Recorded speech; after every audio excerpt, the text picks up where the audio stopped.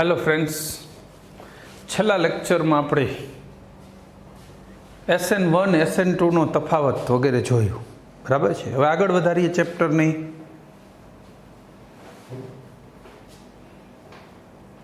હવે વાત કરીશું અવકાશ રસાયણ વિજ્ઞાન, અણુઓને લગતું અવકાશ રસાયણ વિજ્ઞાન, જેનો પાયો આમ તો વર્ષો પહેલાં એવી ઘટનાઓ આવી નડતી હતી પણ ખબર નહોતી પડતી। પ્રશ્ન કેવો હતો, અમુક કંપનીની દવા બનાવીને માર્કેટમાં મૂકે ને તો એ દવા સારું કામ કરે ને અમુક કંપની સેમ દવા રાસાયણિક રીતે ચેક કરો તો બે સરખી જ હોય પણ પ્રેક્ટિકલી દર્દીને ઓછી અસર કરે। શરૂઆતમાં તો આવા કિસ્સા છૂટાછવાયા હતા, કોઈ નોંધ નહોતું લેતું, પણ ધીમે ધીમે નોંધ લેવાતી થઈ।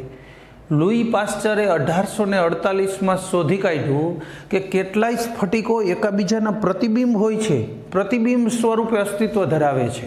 તમે બનાવવાની એક પદ્ધતિ વાપરો એટલે એક પ્રકારના પ્રતિબિંબ બને, બીજી રીતે વાપરો તો બીજા પ્રતિબિંબ બને। વસ્તુ એકની એક હોય, રાસાયણિક રીતે બે એક જ હોય, પણ બે એકબીજાના વસ્તુ પ્રતિબિંબ હોય એવા અણુઓ જોયા અને ત્યાંથી અવકાશ રસાયણ વિજ્ઞાનનો પાયો નખાણો કે ભાઈ આ અવકાશીય રીતે એની ગોઠવણી અલગ અલગ હોઈ શકે છે। આ અવકાશીય ગોઠવણીનો ફરક પાછો રાસાયણિક રીતે ચેક ન થાય। તમે એવા બે એકબીજાના પ્રતિબિંબ હોય, એના ગલન બિંદુ, ઉત્કલન બિંદુ, વક્રી ભવન, કોઈ પણ વસ્તુ ચેક કરો, બધું સેમ, કંઈ અલગ જ ના પડે। એને છૂટા કેમ પાડવા? બરાબર, એ જ મુશ્કેલી હતી। તો આજે આપણે એની ડિટેલમાં ચર્ચા કરીશું, એને છૂટા કઈ રીતે પાડવા એ પણ। અને અવકાશ રસાયણ વિજ્ઞાન આપણે થોડું જ આવે છે, બહુ આ શું છે, આ અઘરો ટૉપિક છે, એટલે આપણા GNETના કે ગુજરાત બોર્ડના કે કોઈ સિલેબસમાં વધારે નથી, થોડો જરૂરિયાત પૂરતો જ છે। એઇમ્સની કોઈ પરીક્ષા આપવા માગતા હોય ને, એઇમ્સ શું છે, ડાયરેક્ટલી મેડિકલમાં જવું હોય ને જેમને, એના માટે ગવર્મેન્ટ એઇમ્સ નામની કોલેજો ચલાવે છે, મેડિકલ કોલેજ, અને આ પરીક્ષા પાસ કરો ને તો સીધા સેન્ટ્રલ ગવર્મેન્ટ તમને એઇમ્સની કોલેજમાં એડમિશન આપે। 5% એડમિશન આ રીતે લગભગ થાય છે, ટકાવારી થોડી ઘણી દર વર્ષે કદાચ વધઘટ કરતી હોય ગવર્મેન્ટ, પણ એઇમ્સમાં ડાયરેક્ટ એન્ટ્રી લેવા માટે એઇમ્સની પરીક્ષા આપવી જરૂરી છે। અને આવી એઇમ્સની પરીક્ષામાં સ્ટીરિયોકેમિસ્ટ્રી ડિટેલમાં પૂછાય છે। એટલે તમે જો કોઈ પ્રશ્નપત્ર સોલ્વ કરો કે કોઈ મટીરિયલ જોવો અને ડિટેલમાં હોય તો એઇમ્સનો પ્રશ્ન હશે તો જ એટલું ડિટેલમાં હશે, બાકી નથી આવતું। બાકી આપણે થોડી વિગતો જોઈશું, એના ટૂંકમાં ટર્મિનોલોજીકલ શબ્દો હોય ને એવા થોડાક ભણવા છે। દાખલા તરીકે ધારણ એટલે શું, વ્યુત્ક્રમણ એટલે શું, કિરાલિટી એટલે શું, પ્રકાશ ક્રિયાશીલતા એટલે શું, એવા થોડા સામાન્ય શબ્દોનો જ અભ્યાસ કરવો છે।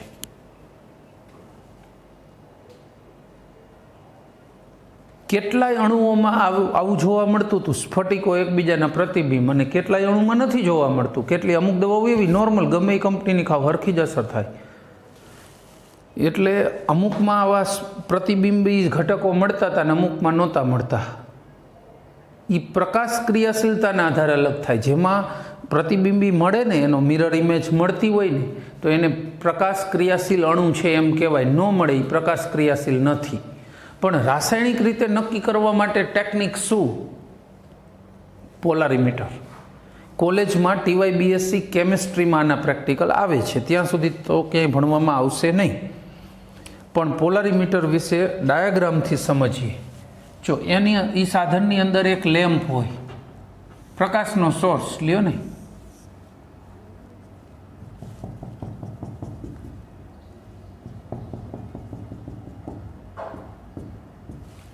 સોર્સ ઓફ લાઇટ, પ્રકાશનો સ્ત્રોત।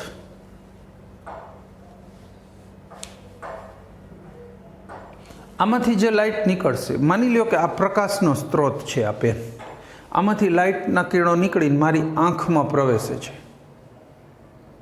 એના માટે વિચારો જોઈએ, પ્રકાશ કઈ રીતે માર્ગમાં ગતિ કરે। પ્રકાશ નાના પાર્ટિકલ જેને ફોટોન કહેવાય એનો બનેલો છે, કરોડો ફોટોન્સ આમાંથી નીકળીને મારી આંખમાં પ્રવેશે તો મને આ લાઇટ છે એવો ભાસ થાય।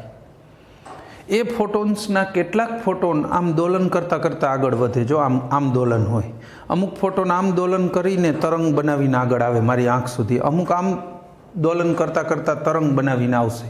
મૂળ બધા ફોટોન તરંગિત થઈને આવશે, પણ દરેકમાં એના વાઇબ્રેશનની દિશા અલગ અલગ હોય.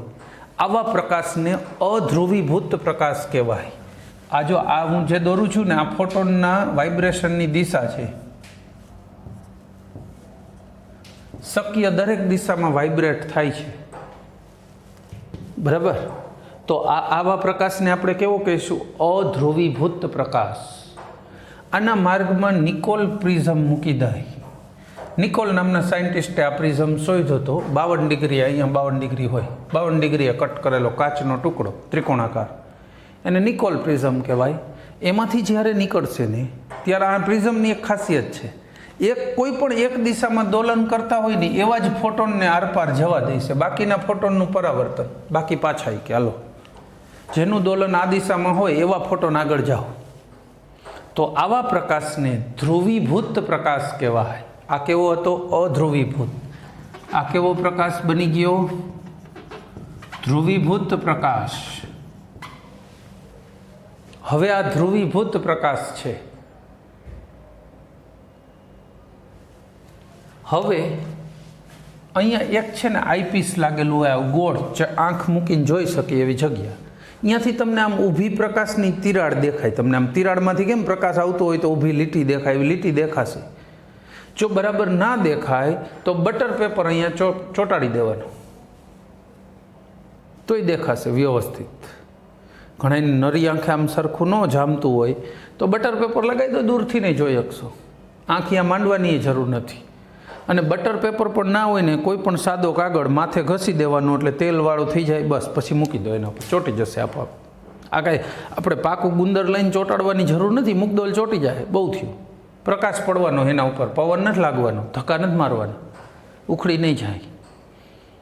અહીંયા તમે લાઇટ જોઈશો તો પ્રકાશનું કિરણ આવું દેખાય આ રીતના ઊભી લીટીમાં. હવે આના માર્ગમાં કોઈ પણ સેમ્પલ મૂકો. આપણે મૂકવું છે, હાલો ગ્લુકોઝ ઓગાળીને મૂકી દો, પછી જુઓ શું થાય. હવે અહીં પ્રકાશ આમ નહીં દેખાય, આમ દેખાશે. દોલન ત્રાસું, અહીં તો સીધું જ હતું, આપણે કાંઈ ફેરવું જ નથી, ખાલી અહીં મૂક્યો પદાર્થ, એમાં તો દોલન ફરી ગયું. જ્યારે આવો ધ્રુવીભૂત પ્રકાશનું કિરણ વાંકું વડે કોઈ પણ દિશા ફેરે તો આ પદાર્થને પ્રકાશ ક્રિયાશીલ પદાર્થ કહેવાય. આ પદાર્થને કેવો કહેવાય? પ્રકાશ ક્રિયાશીલ પદાર્થ. અહીંયા એનો સ્ફટિક મૂકો તોય ચાલે અને એનું દ્રાવણ મૂકી દો તોય ચાલે. એટલે દ્રાવણ અથવા સ્ફટિક મૂકતા પ્રકાશ ક્રિયાશીલ પદાર્થ હોય તો આ ધ્રુવીભૂત પ્રકાશ કોઈ એક દિશામાં વળે, નહીં તો ન વળે. સીધી વાત છે. તો એ વળવા ઉપરથી આપણને ખબર પડે કે આ પ્રકાશ ક્રિયાશીલ પદાર્થ છે કે નહીં. આ જેટલો જો ઓરિજિનલી ક્યાં જોવા મળવો જોઈતો તો અહીંયા ને, આ જેટલા ડિગ્રીનો ખૂણો બનાવીને વળ્યો ને એને પરિભ્રમણ કોણ કહેવાય. પરિભ્રમણ કોણ થીટાથી દર્શાવાય, એ પરિભ્રમણ કોણ છે. બીજું, પરિભ્રમણ જો જમણી બાજુ થાય તો એને ઇંગ્લિશમાં ડેક્સ્ટ્રા રોટેટરી એટલે ડી અથવા પ્લસની નિશાનીથી દર્શાવાય કે આ પદાર્થ છે ને એ ડેક્સ્ટ્રા રોટેટરી છે અથવા ધન પ્લસ છે. તમને ખબર છે ડી ગ્લુકોઝ સાંભળ્યું છે ક્યાંય? ગ્લુકોઝ બજારમાં મળે એમાં ડી ગ્લુકોઝ હોય. એ ગ્લુકોઝનો આવો ઘટક છે ડેક્સ્ટ્રો રોટેટરી, એનો ડી છે. પછી લીવો રોટેટરી, જો ડાબી બાજુ વળે પ્રકાશ તો લીવો રોટેટરી, એના માટે માઇનસ સાઇન અથવા લીવો એલ. ગુજરાતીમાં આને દક્ષિણ ભ્રમણીય અને આને વામ ભ્રમણીય કહેવાય. વામ એટલે ડાબુ. આ દક્ષિણ ભ્રમણીય પદાર્થો ને આ વામ ભ્રમણીય પદાર્થો. જો બેયનું રાઈટ 50% મિશ્રણ લ્યો ને તો પ્રકાશ કઈ બાજુ ખસે? કબાટ છે, બે જણા આમ ધક્કો મારે ને બે આમાં ધક્કો મારે, કઈ દિશામાં ખસે? જો બેયની તાકાત સરખી હોય તો એ કઈ દિશામાં નહીં, હે ને? એટલે આ પ્રકાશનું જેટલું કોણાવર્તન જમણી બાજુ કરે, બીજો એટલો જ પદાર્થ ડાબી બાજુ કરે તો પ્રકાશ તો અહીંયા રહ્યા ને. તો એવા મિશ્રણને રેસેમિક મિશ્રણ કહેવાય. રેસેમિક મિશ્રણ. અને આ રેસેમિક મિશ્રણ બનાવવાની ઘટના, ડેક્સ્ટ્રો ને લીવોને મિક્સ કરવાની ઘટનાને રેસેમાઇઝેશન કહેવાય. બરાબર? રેસેમાઇઝેશન અને એટલે રેસેમીકરણ લ્યો ને ગુજરાતીમાં, રેસેમીકરણ. ચલો રેડી. તો આ થયું પોલારીમીટર. એના સાધનની મદદથી આપણે શું નક્કી કર્યું? પદાર્થ પ્રકાશ ક્રિયાશીલ છે કે નહીં, છે તો ડેક્સ્ટ્રો રોટેટરી છે કે લીવો રોટેટરી એ નક્કી કર્યું. હવે આગળ વાત કરીશું.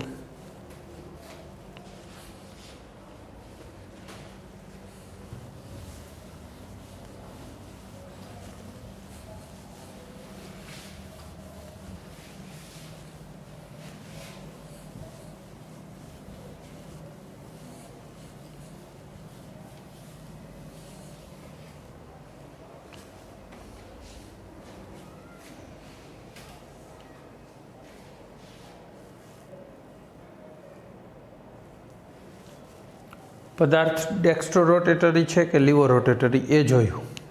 હવે આણ્વીય સમમિતિ, કિરાલિટી ને પ્રતિબિંબી સમઘટકો એ બધું જોઈએ.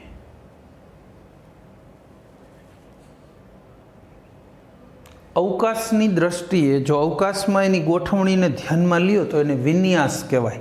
ત્રિપરિમાણવીય અવકાશીય ગોઠવણી સાથે અણુને દર્શાવો તો એને વિન્યાસ દર્શાવ્યો એમ કહેવાય. ડચ વૈજ્ઞાનિક, ડચ સાયન્ટિસ્ટ જે વોન્ટ હોફ, જો આ વોન્ટ હોફ પણ બહુ મોટા ગજાના સાયન્ટિસ્ટ હતા. દ્રાવણમાં વોન્ટ ઓફ અવયવ આવશે, દ્રાવણો ચેપ્ટર ભણીશું ને એમાં પણ. એ વોન્ટ હોફને દ્રાવણના આવા સારા કાર્ય બદલ 1901માં નોબેલ પ્રાઇઝ મળ્યું હતું. એટલે બહુ સિનિયર મોટા દરજ્જાના સાયન્ટિસ્ટ હતા. એ જે વોન્ટ ઓફ અને ફ્રેન્ચ વૈજ્ઞાનિક સી લેબેલ બંને 1874માં સ્વતંત્ર રીતે એકબીજાને મળ્યા વગર પણ માહિતી સરખી ગોતી આવ્યા હતા. કિરાલ કાર્બનની વ્યાખ્યા સમજાવી. અણુની અંદર કિરાલિટી માટે એમણે શું કીધું કે જો કોઈ કાર્બનમાં ચારેય સંયોજકતા જુદા જુદા ઘટકો વડે સંતોષાયેલી હોય તો આવા કાર્બનને કિરાલ કાર્બન કહેવાય. સી સ્ટારથી દર્શાવાય. જો આમાં ચારેય સંયોજકતા જુદા જુદા ઘટકો છે. એટલું જ નહીં, આનું પ્રતિબિંબ પાડો એ પાછું આના ઉપર અધ્યારોપિત થઈ જવું જોઈએ નહીં, તો આને કિરાલ કાર્બન કહેવાય અથવા કાયરાલ કાર્બન કહેવાય. આવું એમણે કીધું. અણુઓ કોઈ પણ અણુ માટે, આ તો કાર્બનિક અણુ માટે વાત થઈ. અકાર્બનિક હોય કોઈ પણ અણુમાં કાયરાલિટી ચેક થાય. આપણે ચેક કરીએ, જુઓ ને આ હાથ છે ને એને માટે. આ એક અણુ છે એમ સમજો, અણુનો આકાર છે આવો. અહીંથી વિચારો, આખું બધું એ હેન્ડલ ધ્યાનમાં લેવાની જરૂર નથી, આટલું ઘણું. આ એક હાથ છે, એનું પ્રતિબિંબ લવ જોઈજો. આ પ્રતિબિંબ ગોઠવાઈ ગયું. હવે જો આમ ફોલ્ડ નથી કરવાનું, વાળવાનું નથી, નકર તો દુનિયાના તમામ પ્રતિબિંબ અધ્યારોપિત થઈ જશે, તો કોઈ પ્રકાશ ક્રિયાશીલ રહેશે જ નહીં. એમણે શું ટેકનિક સમજાવી છે કે આ પ્રતિબિંબ થઈ ગયું, હવે આમ અધ્યારોપિત ચેક કરો. અંગૂઠા પાછળ અંગૂઠો, આંગળી પાછળ આંગળી બધા આવી જાય, સેટિંગ થઈ જાય છે. તમને વિડીયોમાં દેખાતું હશે. સેટિંગ નથી થતું જો દરેકનું, બરાબર છે, તો અધ્યારોપિત થયું નહીં. તો આ અણુ કેવો કહેવાય, આ હાથ કેવો કહેવાય, પ્રકાશીય રીતે ક્રિયાશીલ. અધ્યારોપિત ન થાય ને તો ક્રિયાશીલ, એ કાયરાલ. આવું તમે આલ્ફાબેટ માટે પણ ડિસિઝન લઈ શકો, કિરાલ અને બિન કિરાલ. આપણે આલ્ફાબેટ એટલે ABCD માટે વિચારીએ. જો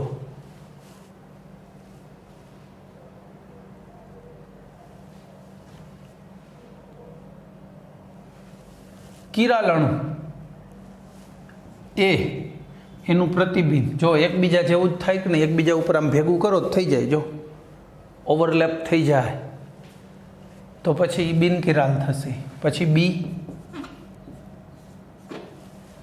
કિરાલ થાય. હવે આને ભેગા કરો તો એકબીજા ઉપર સરખું સેટિંગ ન આવે. જો સી, ડી,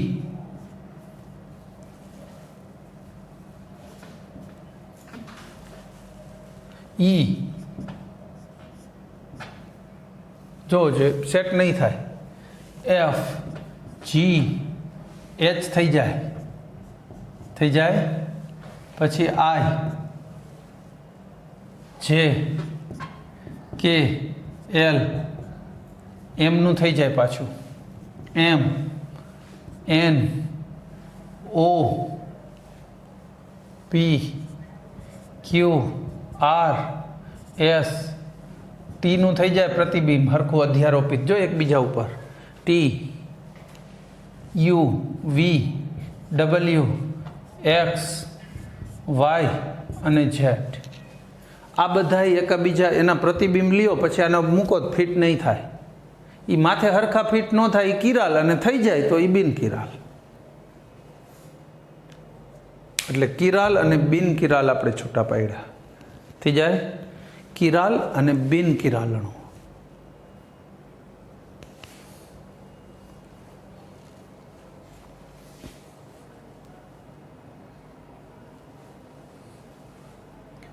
હાથ માટે કીધું, કોઈ ચમચી હોય કોઈ પણ ઇન્સ્ટ્રુમેન્ટ માટે કહી શકો વસ્તુ.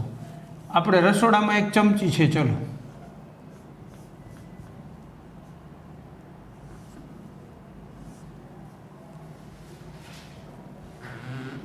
આ એક ચમચી છે, ચલો આનું તમે અહીં આરીસો મૂકીને પ્રતિબિંબ લો, એને આના ઉપર ફિટ બેસાડો, બેસી જ જશે. જો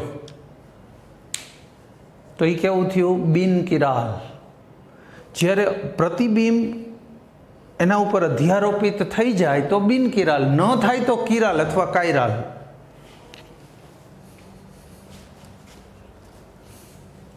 આપણે ત્રિપરિમાણીય આકૃતિ દોરીને આ જ વાત રજૂ કરીએ. જો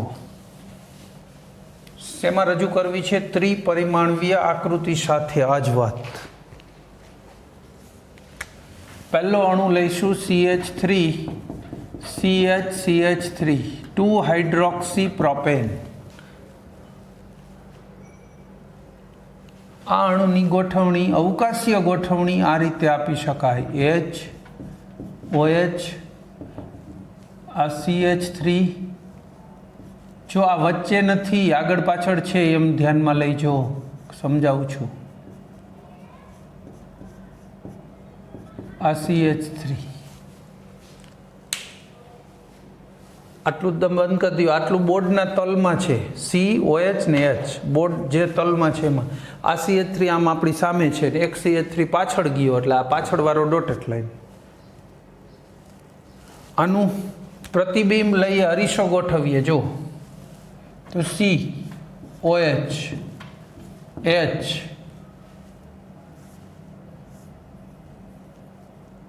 પાછળવાળો પાછળ ને આગળવાળો આગળ, એમાં કોઈ ફેરફાર થશે નહીં. OH ની દિશા ફરી ગઈ. જો આની દિશા ફરી ગઈ. આ લેફ્ટમાં હતો કાર્બનની, હવે કાર્બનની રાઈટમાં આવ્યો, એ જ ફરક પડે. થઈ ગયો? આ એનું પ્રતિબિંબ છે. હવે ત્યાર પછી આ તો કોઈ દી અધ્યારોપિત દેખાય જ નહીં તમને. જો અધ્યારોપણ કરવું હોય તો અવકાશ રસાયણ વિજ્ઞાનમાં અણુને ફેરવવાની, રોટેટ કરવાની છૂટ છે. આપણે રોટેશન કરાવીએ 180 ડિગ્રી આ દિશામાં. જો આ ધરી એને રાખીને આમ ફેરવશું, આમ ફેરવીએ એટલે OH ક્યાં આવે? જે OH અહીંયા છે આમ OH. હવે તમે અણુને આમ 180 ફેરવો એટલે OH આ બાજુ આવી જાય. OH H, આ CH3 જે આગળ છે ને એ પાછળ જતો રહીએ એટલે એ અહીંયા લખાય, અને પાછળ હતો ને એ હવે આગળ થઈ ગયો. જો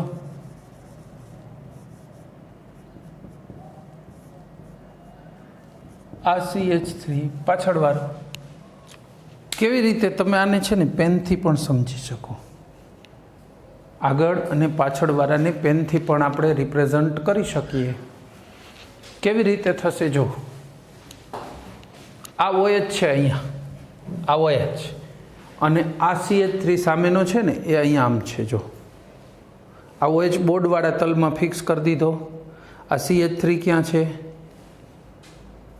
એના સાથે કોઈ ચોક્કસ એંગલ બનાવીને આગળ આપણી આ બોર્ડનું તલ બોર્ડથી આગળ થયો ને આપણી બાજુ. જો આને જોઈ શકો છો, આપણી બાજુ થયો, બરાબર. હવે આને હું 180 આમ ફેરવી નાખું તો આ ક્યાં વયો ગયો? જે આપણી બાજુ હતો. આ જ્યારે બોર્ડના તલમાં આવ્યું ત્યારે CH3 ક્યાં વહી ગયો? પાછળ જતો રહ્યો ને, આ પાછળ વહી ગયો.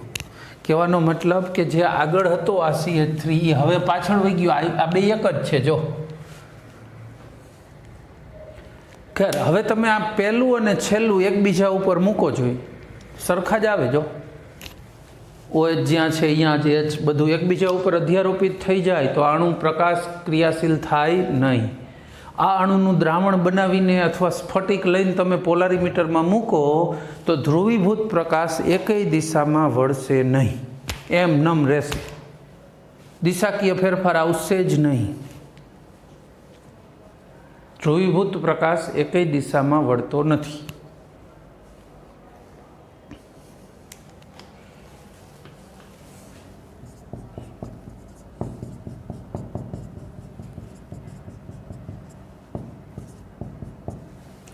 ટુ હાઇડ્રોક્સી બ્યુટેન એના માટે વાત કરીએ. 2 બ્યુટેન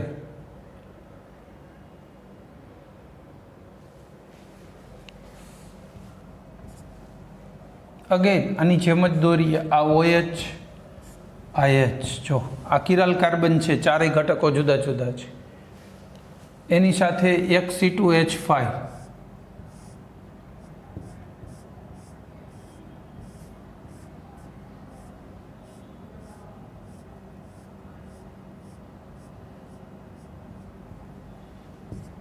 આ C2H5,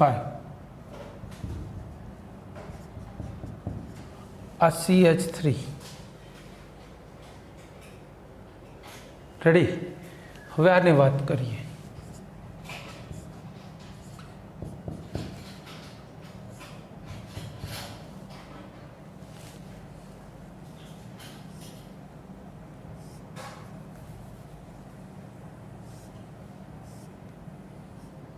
આ C2H5 જ્યાં હતો ત્યાં જ છે. જો ખાલી એનું પ્રતિબિંબ લીધું. પ્રતિબિંબમાં શું હોય? ડાબે હોય જમણે આવી જાય, જમણે હોય ડાબે. આગળ ને પાછળ વાળાને ચેન્જ ન થાય.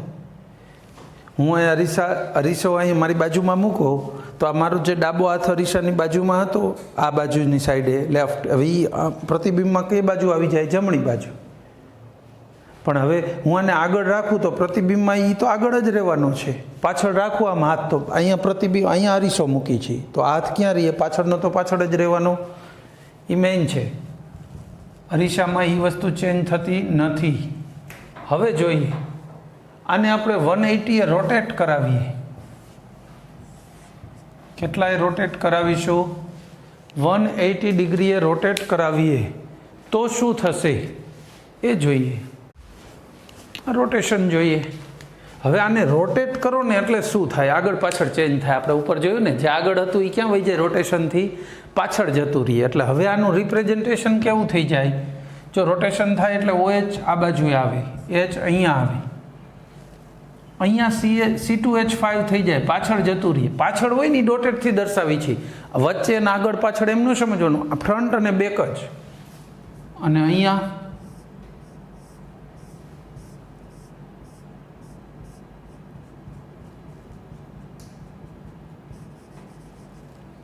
આ CH3. ચલો આ ફ્રન્ટમાં આવી ગયું. હવે તમે આ અણુને આના અણુ ઉપર મૂકો જોઈએ. આમાં આગળ C2H5 ને આમાં CH3. જો એકબીજા ઉપર સુપર ઇમ્પોઝ થાય નહીં, એકબીજાને એકદમ ઢાંકી દે નહીં, અધ્યારોપિત થયા ન કહેવાય. સુપર ઇમ્પોઝ એટલે અધ્યારોપણ થયું નથી. તો આ અણુ પ્રકાશીય રીતે ક્રિયાશીલ છે અને આ કાર્બનને કિરાલ કાર્બન કહેવાય. બરાબર? આ પ્રકાશીય રીતે નિરૂપણ કર્યું અણુનું. આવા બીજા અણુ તમે લઈ શકો. Bromo, chloro, iodo, methane. 2 hydroxy propanoic acid. આવા અણુઓ બધા 2 બ્રોમો પ્રોપેનોઇક એસિડ. તો આ બધા અણુઓ કિરાલ જ છે. એ સિવાય ગ્લુકોઝ, સુક્રોઝ, ફ્રુક્ટોઝ, માલ્ટોઝ, જેટલી પણ શર્કરાઓ છે, કાર્બોહાઈડ્રેટ આપણા શરીરના, એ બધાયમાં કિરાલ કાર્બન છે. એ બધાય પ્રકાશીય રીતે સક્રિય જ થાય. તો ઘણા બધા ઉદાહરણો મળી ગયા. પહેલાં તો આ બેના રાસાયણિક ગુણધર્મો તમે જુઓ. આ બે એક જ છે હો, ખાલી રોટેટ કર્યું છે એમાં બદલે નહીં. આ બે એક કહેવાય. આ બે તો આનું પ્રતિબિંબ. આ બેના રાસાયણિક ગુણધર્મો, ગલન બિંદુ, ઉત્કલન બિંદુ, વક્રીભવનાંક, સ્નિગ્ધતા, એવું જે પણ ગુણધર્મ ચેક કરો એ બધા કેવા હશે? સરખા જ. એટલે તો પકડાતા નહોતા આટલા વર્ષો સુધી કે આ બે અણુમાં બધા ગુણધર્મો સરખા લાગે, ખાલી પ્રકાશની બાબતમાં જ અલગ પડે છે. પણ આ ડાયાબિટીસની દવા હોય તો આ દવા ન હોય એવું બને. એટલે તમે જ્યારે બનાવતા હોય ત્યારે જો આ બની ગયું હોય તો તમારે ચેક કરવું પડે પ્રકાશ રાસાયણિક દ્રષ્ટિએ પોલારીમીટરની અંદર. જો એમાં ચેક ન કર્યું તો આ કદાચ દવા ન હોય એવો ઘટક બની ગયો હોય. બનાવતી વખતે ટેમ્પરેચરના થોડાક ડિફરન્સથી આમાં રૂપાંતરણ થઈ જાય. એટલું જ નહીં, દવા બહાર તડકે મૂકીને તો આ પૈડું બન્યું હોય ને દવામાં, દવા તરીકે ચાલતું હોય તો આ બની જાય, પછી એ દવા તરીકે કામ ન કરે. એટલે દવા તડકે પડી રહી ને લાંબો સમય પછી એને વાપરવી જોઈએ નહીં. ઘટક બદલી જાય છે અંદર. એના ઉપર લખ્યું જ હશે, વાંચજો, keep it away from sunlight લખ્યું હોય દવા ઉપર. એટલે તમે એને રૂટીનમાં તડકે મૂકીને વાપરી શકતા નથી, હુકાવાય નહીં, પલરી હોય તો લોહી નખાય. બરાબર છે. હવે માની લ્યો કે આવા બે એકબીજાનો પ્રતિબિંબ હોય એવા ઘટકોનું 50-50% મિશ્રણ લ્યો તો એ મિશ્રણ કેવું બની જવાનું? રેસેમિક મિશ્રણ. કારણ કે એક ડેક્સ્ટ્રો હશે ને તો એનું પ્રતિબિંબ લીવો જ હશે, આ લીવો હશે તો એનું પ્રતિબિંબ ડેક્સ્ટ્રો જ હશે. એટલે તો એ જે મિશ્રણ બને એને રેસેમિક મિશ્રણ, અને આ ઘટનાને રેસેમાઇઝેશન કહેવાય. રેસેમિક મિશ્રણ ડીએલ અથવા પ્લસ માઇનસથી દર્શાવાય. આ એક વસ્તુ. બીજું, ઇનાન્સિયોમર, એકબીજાના પ્રતિબિંબ હોય ને એને ઇનાન્સિયોમર કહેવાય. જોકે આંતરરાષ્ટ્રીય કોઈ પણ બુક વાંચો ને તો એવું હોય, જે પ્રકાશ ક્રિયાશીલ હોય ને અણુ, કિરાલ કાર્બનવાળો, એમાં જ આવું ચેક કરવાનું ઇનાન્સિયોમર, આમાં નહીં. પણ આપણી બુક મુજબ કોઈ પણ પ્રતિબિંબ, આનું આ છે ને આનું આ છે, તો આ બે એકબીજાના ઇનાન્સિયોમર, આ બે પણ એકબીજાના ઇનાન્સિયોમર આપણી બુક મુજબ. અને આપણે આપણી બુકને જ વધુમાં વધુ ફોલો કરવાની. આપણે આ જે કન્સેપ્ટ જે કાંઈ શીખ્યા છીએ એ કોના માટે એપ્લાય કરવાનો છે? આપણી બુકમાં જે શીખીએ એ જ. એટલે બુક મુજબ એને કેવા કહેવાય? ઇનાન્સિયોમર. આવતા લેક્ચરમાં તમને હું એમ તો ડાયાસ્ટીરિયોમર એવો પાછો બીજો શબ્દ છે, તો ઇનાન્સિયોમર અને ડાયાસ્ટીરિયોમર્સ વિશે થોડું ડિટેલમાં બીજા અણુઓ લખીને સમજાવીશ. બરાબર છે. અત્યારે આ ઇનાન્સિયોમર એટલે એકબીજાના પ્રતિબિંબ. અને કિરાલ કાર્બન એટલે શું સમજીશું? કિરાલ કાર્બન કોને ગણીશું? જ્યારે કાર્બનની ચારેય સંયોજકતા જુદા જુદા ઘટકો, જો આમાં એક મિથાઇલ, એક ઇથાઇલ, એક હાઇડ્રોજન, એક OH હાઇડ્રોક્સી, ચારેય જુદા જુદા હોય અને એનું પાછું વસ્તુ પ્રતિબિંબ એના ઉપર અધ્યારોપિત નથી થઈ શકતું. રોટેટ કર્યા પછી એ ન થવું જોઈએ. એમનેમ તો ના જ થાય ક્યારેય. રોટેટ કર્યા પછી એ ન થવું જોઈએ. આ જો આ બે એકબીજા ઉપર ઇમ્પોઝ ન જ થાય, પણ રોટેટ કર્યા પછી જો થઈ જાય, એટલે રોટેટ કરીને ન થવું જોઈએ. તો એમાં કિરાલિટી છે, અથવા એ અણુ કિરાલ અણુ કહેવાય. અને એમાં કિરાલ કાર્બન છે જો કાર્બનિક હોય તો. અકાર્બનિક હોય તો કિરાલ અણુ કહેવાય, કિરાલ કાર્બન ન કહેવાય. બરાબર. આ સાથે આપણો લેક્ચર પૂરો કરીશું. જય હિન્દ.